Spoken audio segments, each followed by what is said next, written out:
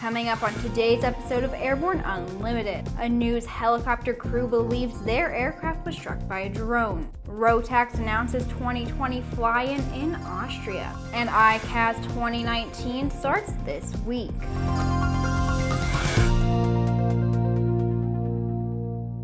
Happy Monday and welcome to the show. I'm your host, Sophie Herlock. The crew of a KABC Air7 HD news gathering helicopter made an emergency landing last Thursday after something struck the helicopter's tail. And while no physical or visual evidence has been confirmed, the crew believes it was a drone that damaged the news helicopter. The helicopter was flying at an altitude of about 1,100 feet when the crew heard a pop, then a loud bang. Reporter Chris Cristi told KABC at the time they did not know what hit them. However, after inspecting the damage, the crew said there was a possibility it could have been a drone. Cristi also said the pilot had seen a flash of light, which could have been the red and green navigational lights on a drone. Whatever it was left a significant gouge on the horizontal stab of the helicopter, as well as a series of dents and scratches on other places of the aircraft. Thankfully, whatever caused the damage missed the tail rotor. The incident remains under investigation. We'll be right back with Around the Patch.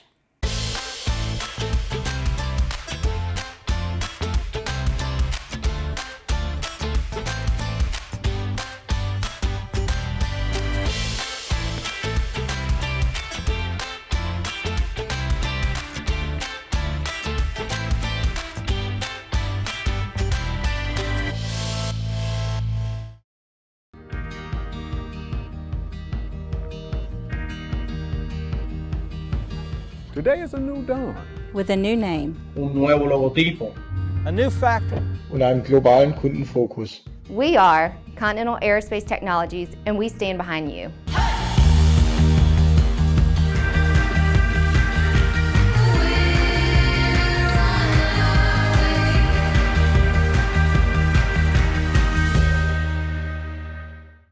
Welcome back. Let's take a quick look at some interesting news flying out of the aviation industry in today's trip around the patch.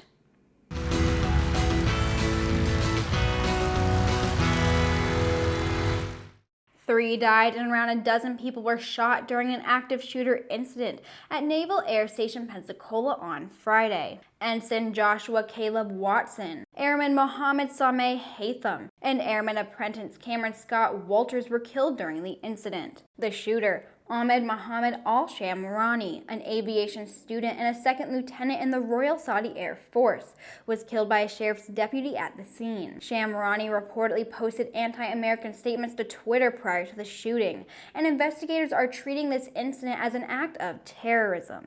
The Department of Homeland Security is mulling a rule that would require a photograph to be taken of everyone entering or leaving the country, following a report last year which stated facial recognition is the most reliable approach to border security. This requirement would include U.S. citizens, and the proposed rule could be published in July. In May of 2020, Oscar Munoz, CEO of United Airlines, will transition to the role of executive chairman of the board of directors of United Airlines Holding. President of United Airlines, J. Scott Kirby, will succeed Munoz as CEO.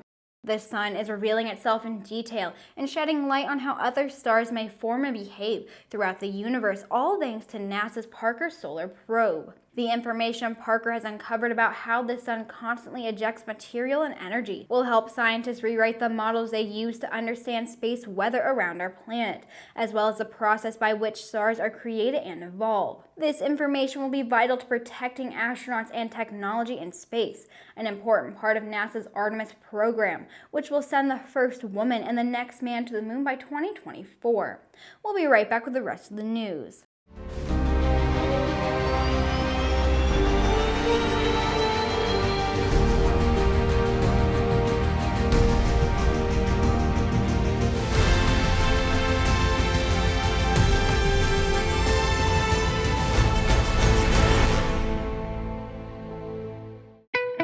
There's a difference between charting a steady course and pushing for the ceiling. And for nearly a century, Hartzell Propeller has been defining that difference. It's in our passion for engineering and research and our dedication to testing the limits of performance. We are built on honor. We are Hartzell Propeller. There's never been a better time to become a pilot. At the Sling Pilot Academy, you can get your private, commercial, and instrument ratings in 9 months for less than $63,000 and do it in modern, fun airplanes.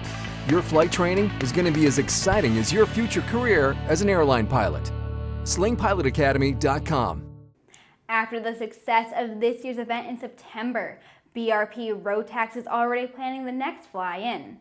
Pilots from all over the world are invited to take part in and enjoy a weekend with other flight enthusiasts at Rotax's FlyIn 2020, August 21st through the 23rd at the Aerodrome in Wels, Austria.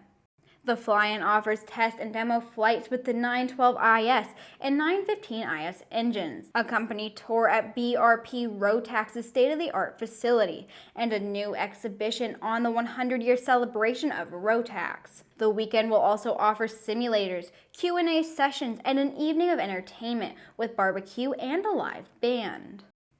For over 50 years, the International Council of AirShows has been the leading voice for the airshow industry. The 2019 ICAS Convention starts today and goes through Thursday the 12th at the Paris Las Vegas Hotel and Casino.